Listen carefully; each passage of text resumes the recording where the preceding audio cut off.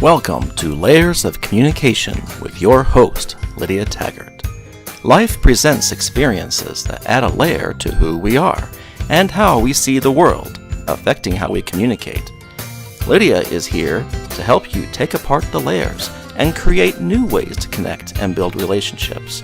So now, please welcome the host of Layers of Communication, Lydia Taggart. Hi, everybody. It's Lydia Taggart here with Layers of Communication. And today we're talking about the language of gifts and what does it mean to have love languages and having a primary love language of gifts. So I'll tell you a story. Today, I am not the same person I used to be. I had a love language of gifts that was so far away from my core, I couldn't understand it at all. And so I want to share this with you.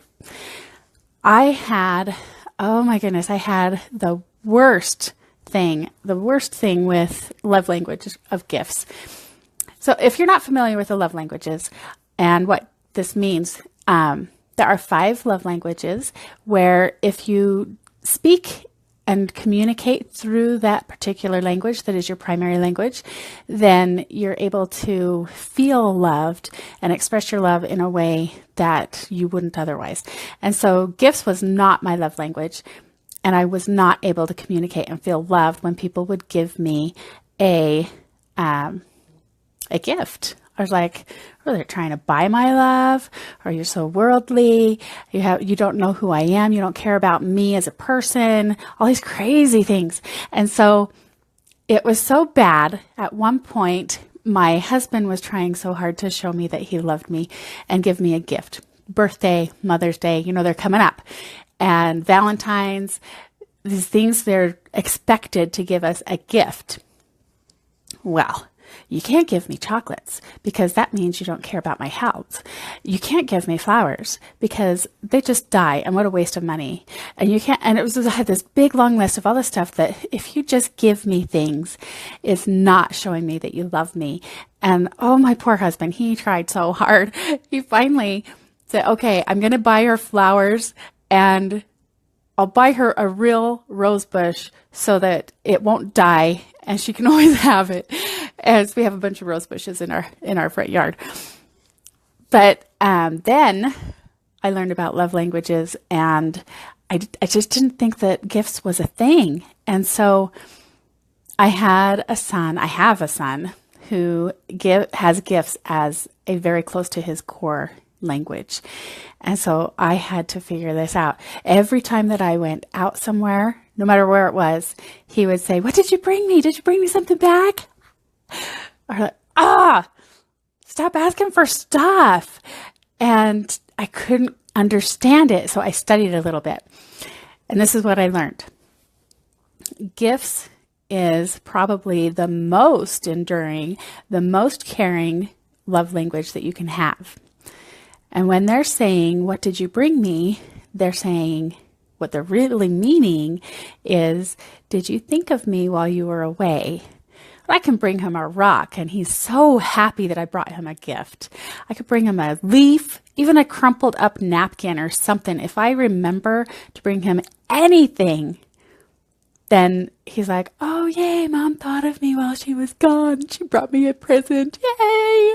It doesn't have to be like a big, expensive souvenir kind of thing. And it doesn't have to be a lot of them. It's just a token of, I thought of you and I care about you. And so that's what we're crazy about. It's not what you think it is a lot of times, and it's hard to relate. And we're going to visit today with Michele Lewis. So she has primary love language of gifts, and she's with us now. So let her come on and see if we can get her on here with us. Okay, let's try again. How do we add people?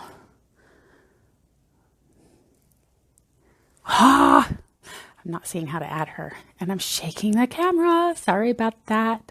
And Zariah says hi. Hi, Zariah. Hi, Lacey. And Michele. why won't it let me add you in here as a person? It did this last week. I had somebody on. Oh, maybe that button. No. All right, Michele. We're having technical difficulties. Let's see. She is the soul shine specialist. Michele is. And I'm really excited to visit with her here. She talks and visits all the time on our show. And there's got to be a way to add you. Maybe they've changed it so it doesn't work. Okay. How do we do this? We might have to stop and start again. Okay, sorry everybody. We're going to stop and start again. Don't go away. Come join us again. Well, I guess you have to go away, but tune back in. We're going to try this again. All right, we're going to try this again. We're talking about love languages today, the love language called gifts. I'm Lydia Taggart, your host for Layers of Communication, and we are live on Facebook. We're going to try and add in our guest so they can, you know what, that button isn't there. Oh, okay, she's on the computer. Maybe that's why. Okay, so the love language called gifts is very misunderstood by a lot of people.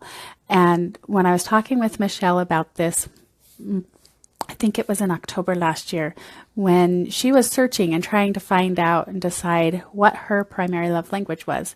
And I find this is common with a lot of different people because the language of gifts is so misunderstood. We don't want to accept that that could be our primary love language.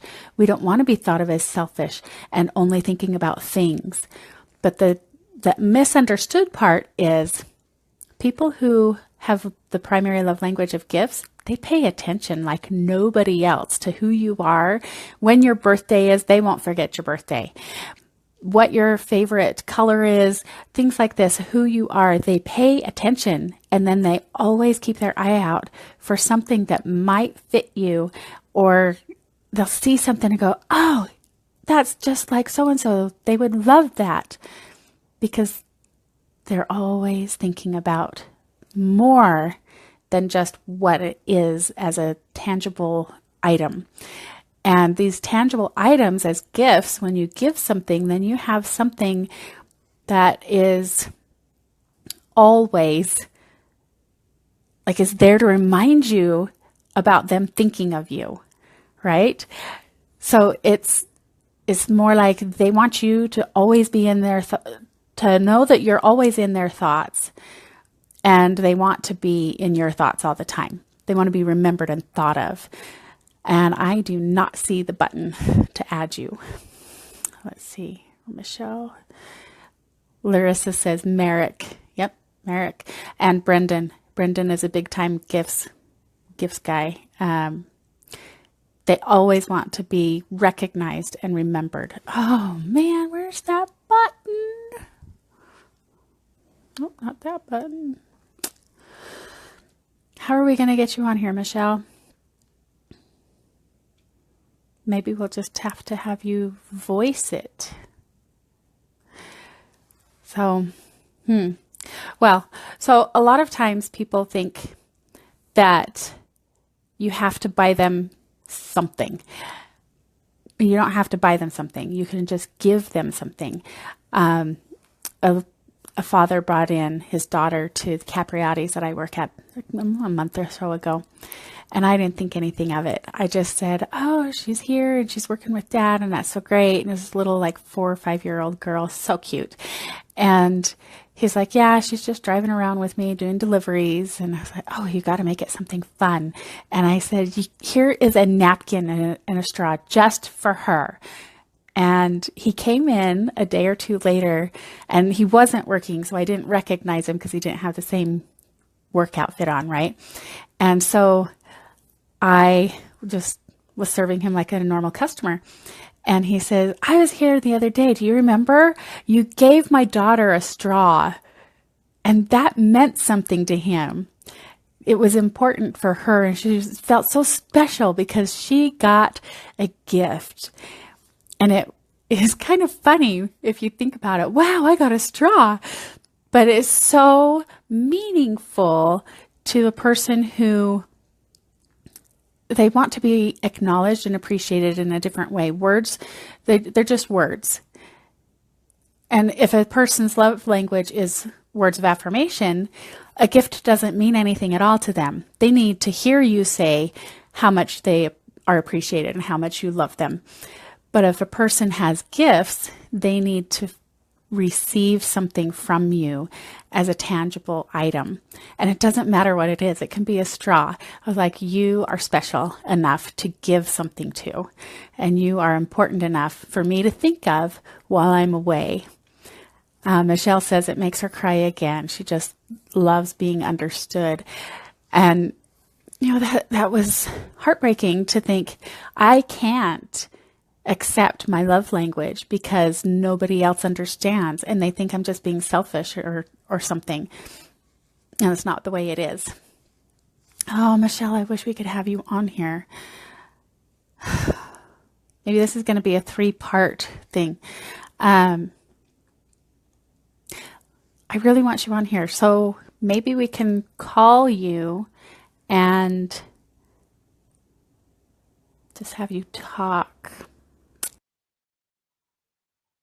We are here. We're going to call Michele instead. Let's see if we can we couldn't figure out the video part to get her on. So if you're interested in knowing what we were talking about, we're talking about the love language of gifts, and you can go back and talk or watch the previous parts. We're going to see if we can get Michele on the phone so we can at least hear her stories and visit with her. Hi. Hi. How are you? Okay, I turned off Facebook so that I don't have to hear myself in back. All right, great. I'm sorry about that, Michele. I don't know what's going on with our internet connection, and it's just being crazy, and we'll have to figure that out. But I've heard that it's not just us. So other people are having the same kinds of issues. That's kind of weird. So I'm super excited to hear about your perspective on the love language of gifts because it's like my farthest away language. I just have such a hard time understanding it. I've been studying it and I can kind of understand it, but it's not my primary love language. I can accept a gift and know that it means that they love me, and I can understand that my son really just wants to know that I think of him when I'm not with him. What's your point of view? Tell us more about the love language of gifts. I think that the number one thing about it is that we want to be seen. And being seen means being seen and remembered. That we matter to somebody so that when they're not with us, we know not only that they're thinking about us, but as he gets older, it may change a little bit. As I got older, it wasn't so much always just, it didn't matter what you brought to me.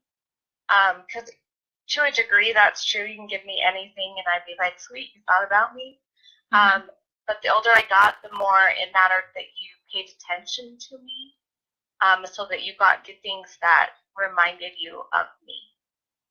Yes, that makes so much sense. As we become more aware of who we are, then we want things that make that connection. Like if somebody gave you something that was your least favorite color, as opposed to something that is your favorite color, that would make a big difference for you then. Well, and especially if I believe that they should know my favorite color. Because I'm like, if you know, you're my husband, you should know my favorite color. Why are you getting me an ugly color? it makes a difference. Yeah. So you have a story to share with us from Saturday. You were telling me before you have an experience that you'd like to share. Yeah, it's because a lot of times people think that the love language of gifts is about when you're away from them getting them a gift, which that's a part of it. I went to the movies Saturday night with this guy, and he bought me snacks, which is really important to me. If they don't have money to buy me snacks, that's fine. But if they've got money and they're not, it's kind of this weird little thing that just that thing of popcorn makes a difference for me. Let's see, he bought me snacks, and I was like, that's cool, that's nice. But then I finished my water bottle, and he had bought himself two, and he gave me his extra water bottle. The fact that he noticed that I had emptied mine, and I was just sitting there, watching the movie, the fact that he noticed was really huge, and it touched my heart. And that's something that I've noticed that I crave even when I'm with people. Little things that say, hey, I notice you, but I see you're still here. If they have a water bottle, or extra water, like I noticed yours is empty, here's another one. Little things like that. So little things. That reminds me of my other son. He, this is a really funny story. He was invited, or he invited this girl to prom, and she said yes, right? And it was great, and we're all excited and everything. And then she answered him, because they did this fun thing. He did a guitar picture and said, you're the best date I could pick, and he put some little guitar picks on the card. And so then she responded with a little pack of sodas, and they're not the canned soda, they're kind of fancy bottles of soda. And it said, I'd be so delighted to go with you. And so he only came home with some of the sodas. I was like, oh, you drank those sodas, that's nice. And he said, no, I gave some back to her. And I thought, oh, he's learning this love language of gifts. What a sweet guy. That's so thoughtful. And, oh, she's just going to love him so much more. And then he said, no, that's heavy. It doesn't fit in my backpack. I have to carry that around all day. And so I'm just going to see if this light will be a little bit less. Nope. Still weird lighting. Sorry about that, guys. But that whole misunderstanding about what the love language of gifts is, and I hope she just took it as he's so sweet and thoughtful. I don't think he told her, no, it's heavy. I don't want to lug that around with me all day. That's so funny. I know that I had an interesting experience while I was married.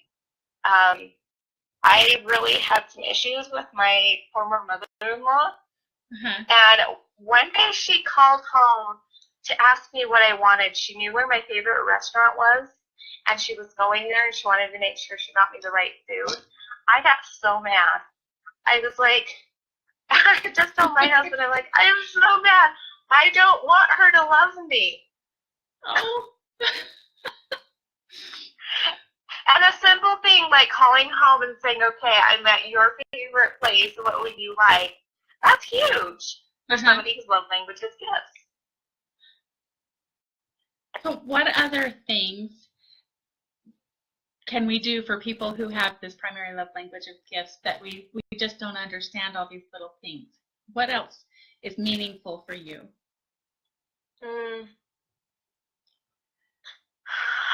A lot of things are meaningful. Sometimes people have mistaken my love language for other love languages because as a gifts person, if I notice people respond to compliments, I give more. If I notice sometimes I give surprise service, like if it's a gift from me, then I can serve. If I'm thinking of it as service, it drives me crazy. But if I think of it as a gift, I can do that.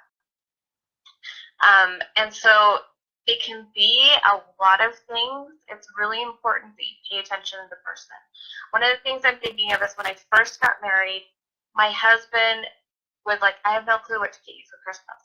And I'm like, I go around telling you every time we're at the store, I'm like, ooh, that's cool. Ooh, that's cool. I'm giving you hints all the time. And he's like, yeah, but I don't keep track of them because I don't have the money to buy them. And so I told him, I said, make a file in your brain that is if I had the money to get this, this is what I would get, and start putting these thoughts in your brain of Michele likes this, Michele likes this, Michele likes this. So, and then after he did that, he started actually knowing what to get me for gifts. That's awesome. And we dropped little hints here and there. Yeah. Oh, yeah. And then, what was the other thing? The difference between a gifts person who has the gift of presence and the gift and a quality time person is, like, a quality time person, they can just go hang out with somebody and they can be fine, and they're feeling, their tank is getting filled up. But for me, it's, if we're going to go out and you're going to give me that gift of presence, it means that we're going to have eye contact. It's going to be communication, and it's going to be a give and take, that you care about what I have to say. It's a lot more, what's the word for that? It's a lot more focused. It's not just about going out and being with somebody. It's about making that direct connection. And so that could be considered a gift for the people who have no money, but they want to show that they care for a gifts love language person, is that extra focus. Yeah. Yeah. That's good to know. Because it tells me that I'm important to you, and that's really, truly what the gifts person is looking for, is that I'm important, that I'm remembered, that you see me, that you recognize the gift that I have to offer the world. It's just bigger and deeper than most people think. It definitely is. And you said a couple of times that you see me, and I think that's part of it. Maybe you can correct me if I'm wrong. If we get a little something to set on the, like, okay, I got this Kisses for Mom jar. It had little Hershey Kisses in it, and it sits there. I can see it. These presents and things that we get, we see them, and we know that we're seen. Is that part of it? I think so. I think that's really huge. I mean, a lot of the reason why, like, I have a whole shelf that is, in fact, I didn't even realize this until right now when I'm looking at it, that every single thing on that shelf is a gift that somebody has given me. And they all have meaning. They all have representation. They're all, like, every single one of them means a different thing to me. And when I look at them, it reminds me that people care about me. So here's one of the myths, or a question about it. I had a friend several years ago when we lived in California, and I love her still. Fabulous people, but they had this rule: 0 knickknacks, 0 things. She's being very minimalist, and that's kind of a big thing now, reducing our clutter, getting more streamlined. And right. But she had no gifts. You couldn't give her anything at all. If you gave her a card, it would not get hung up like at Christmas or anything. She would throw it away. And she just wanted it to be so streamlined. And I thought, well, of course she doesn't have the gifts love language as her primary language. Right. But how would you relate to someone who is a minimalist and streamlining like that, and they just have that rule? It was kind of a shock to me when she was telling it. She was telling a group of us, don't get me anything. I don't want anything. Give me nothing. And I thought about my past of being like, well, if you're going to get me chocolates, then that means you want me to be fat. And if you're going to get me flowers, that doesn't work because our love's going to die. And, all these things, there's a reason to not have each kind of gift that somebody would want to give me. But she didn't. Yeah. She's just nothing. I would have to know her more, but I almost wonder if it is the same kind of thing of like that she's kind of pushing all that stuff away. Not because of the minimalism, but the minimalism is more of the excuse. But if I had somebody like that in my life, and I have some people that it's really hard. I have no clue what to get them. It feels like everything that I do get them, they don't appreciate. So I try to find other ways. I try to I try to watch them and see if they give any indication of their love language, so that I can find a way to speak love in a way that they can feel it and receive it.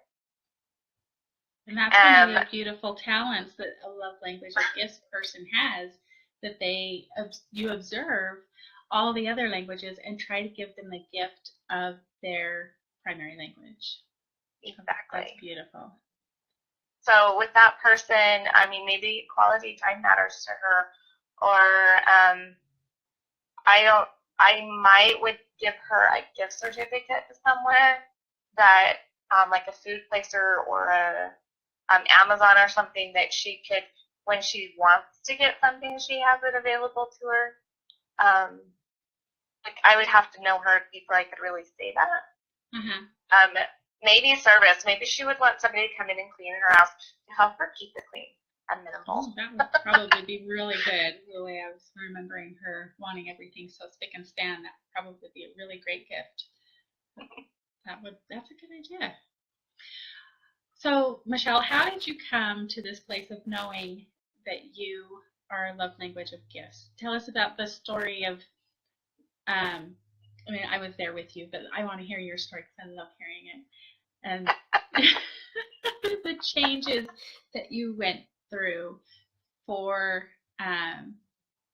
to get that acceptance and to love who you are.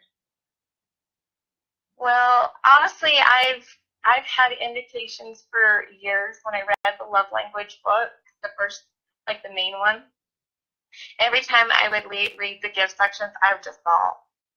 I'd be like, that's me, that's me. And then I'd push it away because, and of all of the beliefs about it being materialistic. And I'm like, but it's not materialistic. It's not about how much something costs.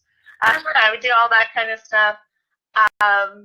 I would notice that I spoke so many of the other languages that I was questioning myself. And then when you were speaking about the love languages, and I was bawling again. Yeah. Like every time, even today, as you've been talking about it, I'm crying. I'm like, oh, you recognize me. Oh my gosh, I'm so big.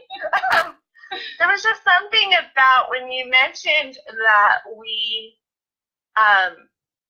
we're so aware of everybody else, and that we're good at receiving as well as giving, because like somebody last night or Saturday night gave me money to help pay for gas, and I was like, thank you, that was nice, it's cool.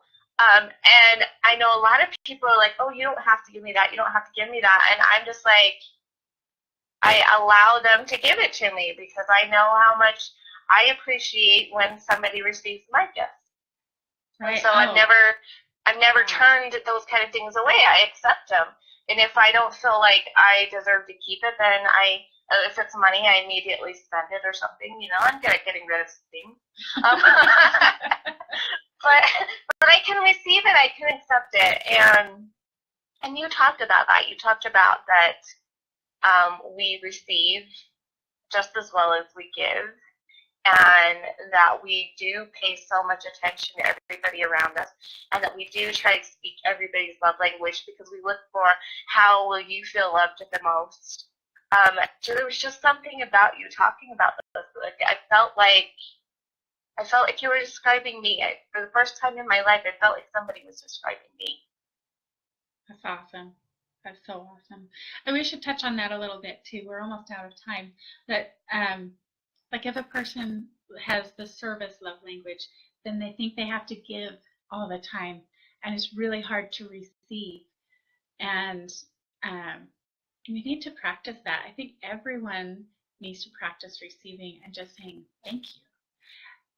Thank you for whatever it is. Thank you for your time. Thank you for thinking of me. Thank you for the gift. Thank you for money. Whatever it is that someone's giving us, if we're not thankful and receiving of it, then we're pushing them away. And that's really important. I think there's so many extra pieces that come with the love language of gifts that we don't recognize and acknowledge as well in the other primary love languages. And I think where you talk about layers, that we have every single one of these in a layer. I think it's important to recognize all the little details about each language, because it helps us to understand a different part of us. Even if that's not our most dominant, like, how we're right-handed and left-handed, it's hard to use my left hand because it's not something I do all the time, but I still have it. Right. And we all have all those languages, and so it's good to understand them and to open our perspective and realize that it's not about being selfish. In fact, the love language of gifts is probably the least selfish of all of them, just because we are so outwardly focused, like that's looking right. at everybody else and what they want. And that's what is most misunderstood, I think, because people think you're looking inward and you're selfish, you want something, but you're really looking out at all the relationships around you. And it's not really about the gifts as much as it is about the relationships. And you really want to connect and have a long-lasting, meaningful relationship with the people around you. When you have an item that's a gift that doesn't fade away, that you can sit there and remember and look at it and be reminded, it's long-lasting. And as we build those pathways down our neural net systems, if we're going over and over the same path, then that becomes a habit. And every time you look at a gift that someone has given you, it deepens that path of belief that you are loved and you are thought of and remembered. So, Michele, tell us more about you. We kind of skipped over that part of who are you. Sorry. With all the connection issues and everything. Tell us more about who you are. Other than my good friend, and I love everything about you, but tell us, you're the soul shine specialist. Is that right? Yes, the soul shine specialist. I thought it was kind of funny. I agreed to come on and talk about gifts, and I was like, okay, well, does this tie into my personal message? And as we've talked, and as I was thinking about it coming up to this day, I was like, yes, it does, because each one of us at the center of who we are has this perfect, incredible being of light. And we can refer to it as a lot of things, but it's sometimes the easiest to refer to it as our soul. And we go through life and all these things happen and we cover it up so that people don't even see us. And I love to help people to heal all the dark layers around them so that their souls shine big and bright and beautiful. They recognize who they are and they can start creating the life that they came to earth to create. They can share the message that they came to earth to share. And I think it's really interesting, as we've been talking about the love language of gifts, of how that's exactly what I've always done. I've always looked at people and I've seen as deep into their soul as they'll allow me to see. I see the shine when they're hiding it. Like, I can tell it's hidden in there, but I can still see it. And that's because of my love language, that I see people. And I want to make those connections. And so I do that for people. I help people to shine. I help people to let go of all the dark layers on the outside so their soul can shine big and bright, and it can experience the life they came to experience. I love it. And you let their talents and gifts out. You let them be. I love it. Yeah. Super duper love it. Where can people find you? Right now, the easiest place to find me and keep track of what I'm doing is on YouTube. I have a tiny URL, so tinyurl.com, Michele YouTube, and that's MICHELE YouTube. That's my channel. I put daily videos on there. So that's the number one place I'm at right now. Facebook, you can friend me. I'm happy to be friends with anybody at this point. When I get really big, I may have to be selective in my friends. And my website, I'm in the process of fixing it. I'm in the process of creating monthly speaking events so that I can share my message with people and let people come and have that connection in person with us. And so I'm getting ready to reinvent my website. But the website is Soul Magical Michele, SOUL, magical, MAGICAL, and Michele, again, that's with one L, and that's .com. I love And that. so I'm fun name working on that. I know, isn't that great? I love it. Soul magic. Woo. Oh, and I should tell people I'm at layersofcommunication.com. Almost. We're still working on bringing ours up. Meanwhile, we're at lydiataggart.com. LYDIATAGGART.com. And my email is lydia@lydiataggart.com. So that's pretty simple if you can remember my name. Hopefully you remember my name. And we are also on YouTube if you want to go back and watch all of the replays of the other shows. We've got them on YouTube as well. And that's under Lydia Taggart. Okay, and we have an event coming up on May 15th. Super excited. That in-person is so fun to have people in person. It's a parent's play shop and how to connect with our kids through all the layers, and we'll just have fun. So let me know if you're interested in that. There's an event at Eventbrite. I believe it's under Lydia Taggart. Everything's under Lydia Taggart. I don't know why. So, Michele, I wanted to ask one more question because this is layers of communication and it's about how we communicate and interact with each other. How has this love language of gifts affected your relationships before you knew that it was your primary love language and after you acknowledged and accepted that that's who you are? How has that affected your relationships? Well, I remember when I was a little girl, I found out it was my mom's birthday, and I went down and I found my favorite book, and I gave it to her because I found out it was her birthday. And she didn't really accept it, and that was really hard on me. And I didn't understand it because I was a little girl. And then as I went through, and I would give gifts or give myself in some way, and it wasn't received. It was really hard, and so there was a lot of resentment in some of my relationships. And then when I started studying the love languages and realizing that not everybody received my gifts because that wasn't their love language, I was able to let go of some of that resentment and start to try to find ways to help them to feel loved. And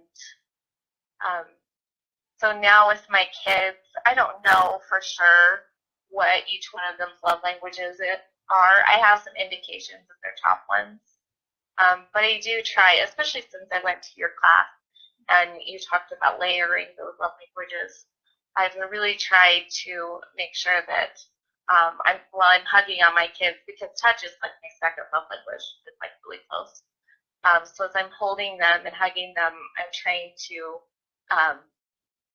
give them compliments and trying to pay attention. Okay, this person likes service, and so I'll do what you suggested, like complimenting their service and recognizing that they do those kind of things.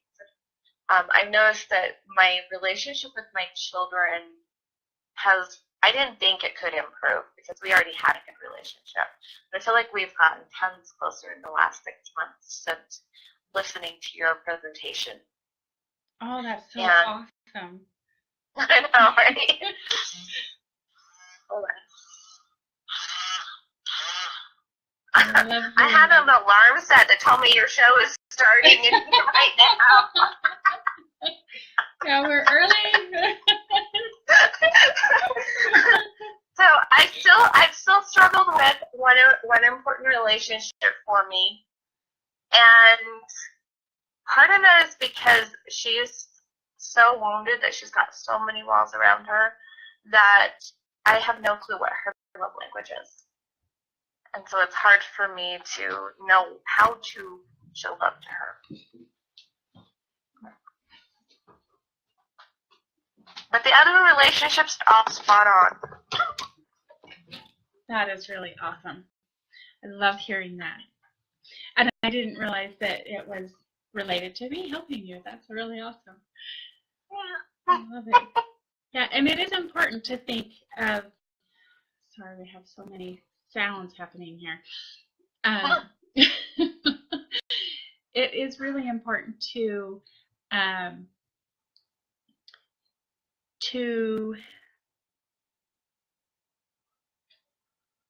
layer them and to just not try to focus on what one thing is their love language, because sometimes our love languages can change depending on the circumstance. Like you're saying how the one person that you are still struggling with, she's so wounded, she has so many layers of healing to do, and really we can change depending on what we're around. If we have a wound relating to touch, then we're going to push people who want to hug us away.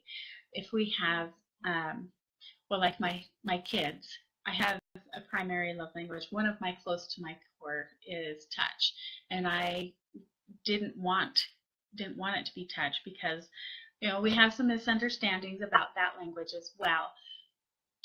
But I really love to have my husband hold my hand. There's a point, though, that I have had my kids hold my hand long enough. And so we can change our love language depending on who we're around and the circumstances that we're in. And if we layer them or combine them together, like you're talking about, it's much more effective. And we don't have to worry about which language do they speak as much. So, and we are near the end of our time. Is there anything else you want to add, Michele, before we end?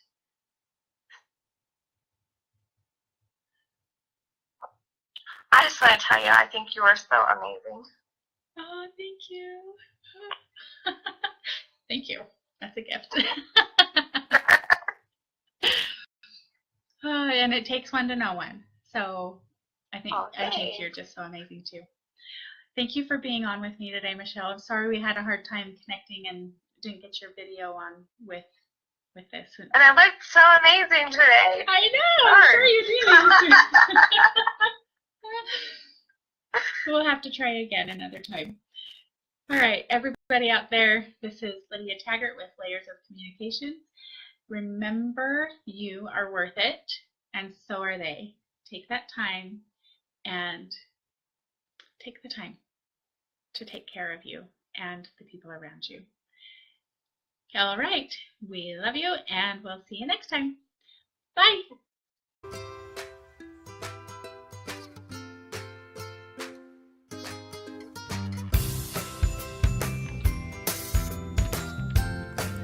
You've been listening to Layers of Communication with your host, Lydia Taggart. Tune in next week as we discover the layers in order to communicate and connect down to your core on Lydia Taggart's Layers of Communication.